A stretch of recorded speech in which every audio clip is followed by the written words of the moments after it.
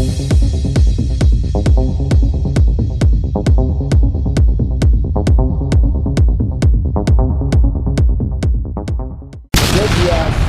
you're welcome to our YouTube channel First 11.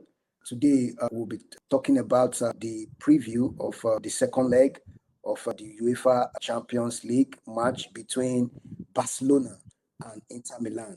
And we'll also be talking about the second leg tie between Arsenal and PSG. Firstly, we'll start with Inter Milan against Barcelona. We've all seen what happened at Barcelona, the game between Inter Milan and Barcelona. Now, the second leg match will be heading to San Siro. The second match will be played at San Siro. So, what's your take? What do you think will happen in the second leg of the match between Barcelona and Inter Milan? So, in the second leg, I think we will not have as much goals like we had in the first leg. We had a 3-3 game at the Camp Nou. So, in the second leg at the San Siro, I don't expect us to have much goals. I expect both teams to defend better. And I expect the two goalkeepers, Jan Sommer and Wojciech Szczesny, to come up with better performances than what they had in the first leg in Spain. So I also expect the defenders to defend better.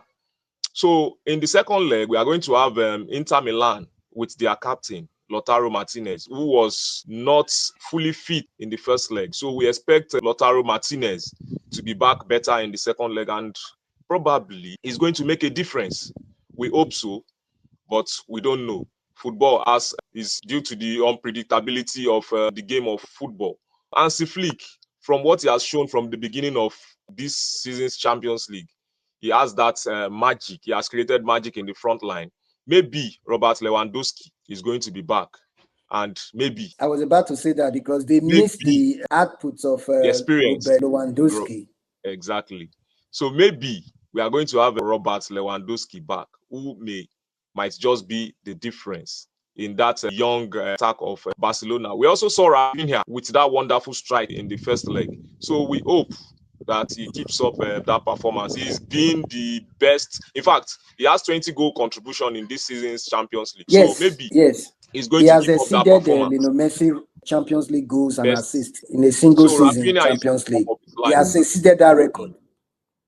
So even he has performed so well that many people are even tipping him to be the favorites for the Ballon d'Or. Yes, he's one of the favorites. We have a lot of favorites currently. You have Dembele, you have Lamine Yamal, you have Rafinha. So it's not a clear-cut favorite.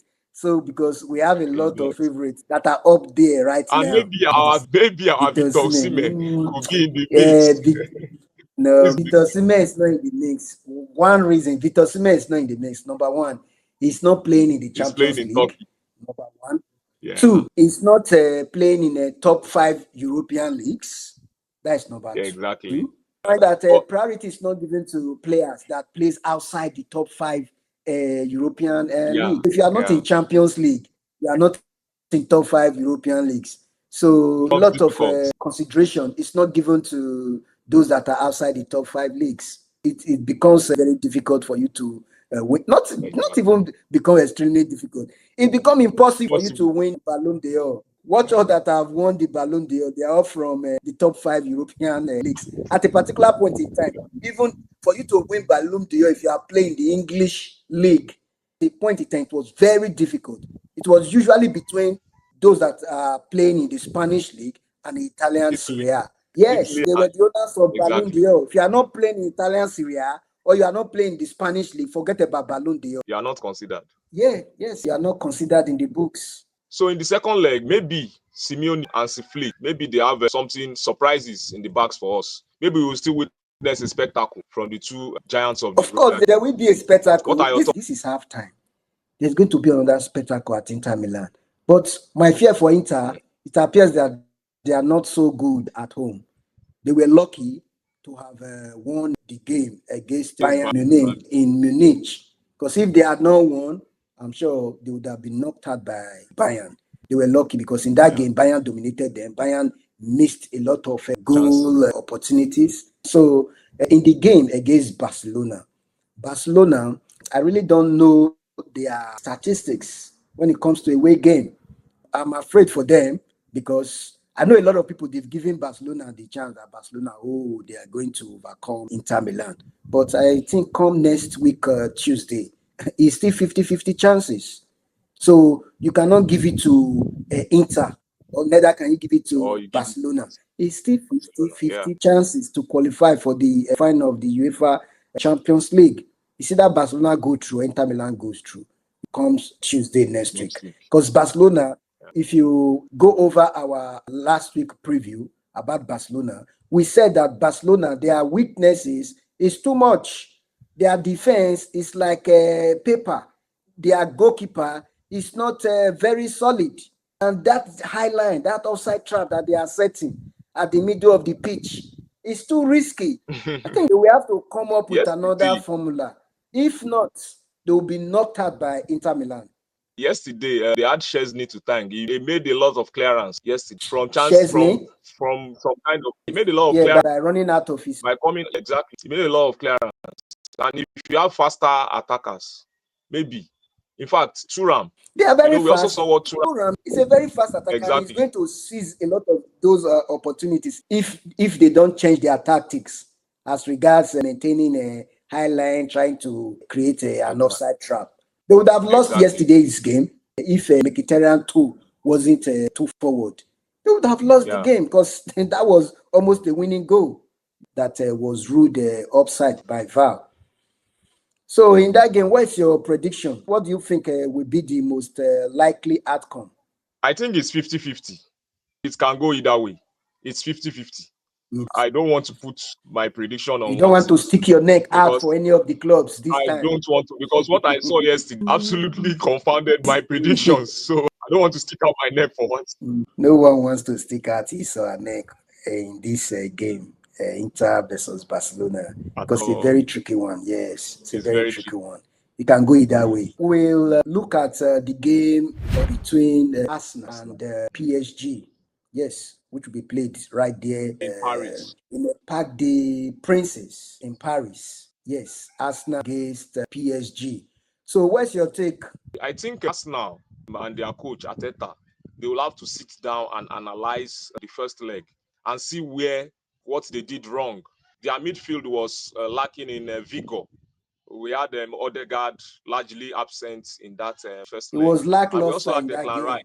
Exactly. And Declan Rice was not at the top of his game. And then we also have Thomas Partey, who was absent via suspension.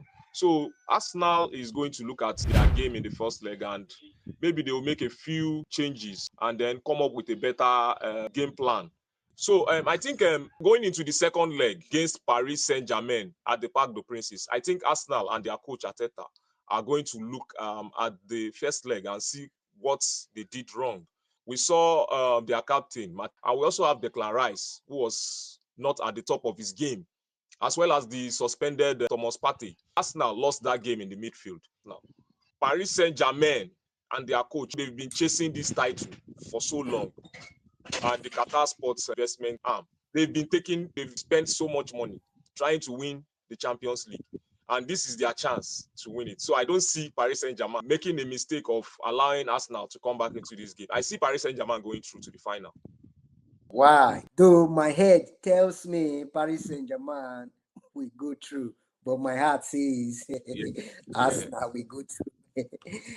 My heart says Arsenal will go through. One has to win on Wednesday. My heart says Arsenal will go through. Oh God, my heart says Arsenal will go through. It's a very pitiable situation. Sorry to disappoint you. It's a very pitiable situation we find ourselves right now. Because for me, I think that it looks like all hope is lost. Although we don't want to give up, I believe all hope is not lost in the game against Paris Saint-Germain in Paris. I believe we still have a chance. But my fear now is that Arsenal, they will be trying to come all out to play and score. And we know the dangerous nature of PSG. Will just be countering us left, right, and center. So that is just my fear. So I just hope that Mikel Arteta will come up with a very good game plan against PSG. Because if they leave everything behind in that game to go and attack PSG, we'll be finished because my head tells me the game will end 3-1 in favor of PSG. But my heart says Arsenal will win via extra time and 5-5 penalty. That's my conviction right now. But I think it's going to be a difficult game Wednesday. It's going to be a very difficult game against PSG on Wednesday. Yeah. So I think it's going to be the battle of the two Spanish coaches, Luis Enrique and Mikel Arteta. And it appears that Luis Enrique is more experienced compared to Arteta. So I think it's going to be a battle between the two of them. Yes, that's what's going to win the game. And one more thing. I also think Arteta should trust Ethan Nwaneri. I also think you should trust him and bring in more quicker. If you are bringing in Ethan Nwaneri, are you going to bench Saka? No, I'll find a role for him alongside Saka. I won't play him in the. I won't start. I'm not going to start a role for him in this game. This is not a game you will try to start. We saw Martinelli. We saw what Barca is doing with Yamal. So Nwaneri should. Yamal has been playing with Barcelona for a very long time, playing different roles. If he had used Ethan Nwaneri in a different role prior to this game, for me, I wouldn't have issues. So in this game, this is not a game you want to test run anything. If you try it and against a very good team like PSG, you will be hammered. So we saw him in the first leg. He came in. We saw him in the first leg. He came in and he almost changed the texture of the game. And he played with Saka. So let's see what happens in the second leg. I hope Arteta will bring him more, maybe 30 minutes remaining, instead of bringing him when it was already 90 minutes. The boy has a good future in the game, and I think the coach should trust. He's a very good bowler. He's good. He just needs to be properly managed. He's very good. So your prediction? So you have given it to. I think I'm giving it to Paris Saint-Germain. 2-1 in favor of Paris Saint-Germain. 2-1. So we are most likely going to see either Paris Saint-Germain versus Inter or Paris Saint-Germain against Barcelona. Yes. If it happens, Barcelona against PSG. Oh my God, it's going to be a classic.